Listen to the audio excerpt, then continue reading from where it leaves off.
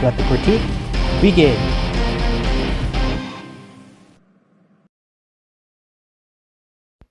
The title of the 1933 comedy, Duck Soup, is actually an idiom that means something is easy to do.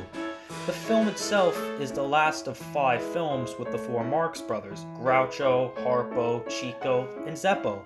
If you don't know them, the Marx brothers were among the greatest comedy groups of the golden age of Hollywood. In fact, Groucho was an inspiration for Bugs Bunny, whose carrot is like Groucho's cigar. Their film, Duck Soup, is viewed today as one of their most notable works. Let's see why. Just to get the basics out of the way, Groucho is the appointed leader of Fredonia, and the ambassador of Sylvania is attempting to annex Fredonia.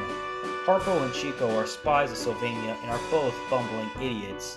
Harpo doesn't speak a single line of dialogue, which makes him double dumb, but you don't need dialogue to make a scene really funny.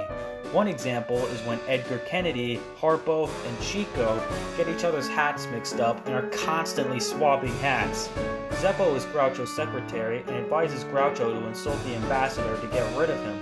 It backfires when Groucho slaps the ambassador instead of the other way around after an exchange of insults between the two, and the two countries are close to war. One of the obvious selling points of the film is the comedy.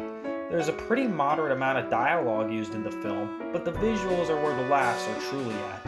There's this scene where Harpo, dressed in pajamas similar to Groucho's, breaks a wall-planted mirror, which so happens to have a room on the other side, and acts as Groucho's reflection, with moments where you would think Groucho would do something about that reflection, but he doesn't, which makes it even funnier. But of course, you're not just using comedy with this film. There's also a love story about Groucho attempting to earn the love of the recently widowed Mrs. Teasdale. This is truly an early example of physical comedy at its finest. Unfortunately, when this film first came out, it didn't perform as well as the other Marx Brothers films. It wasn't a box office bomb, it just didn't do as well as expected. But as the years went by, it gained a cult following and is seen as one of the greatest comedies of all time, number 5 by the American Film Institute. It was a small film that went a long way.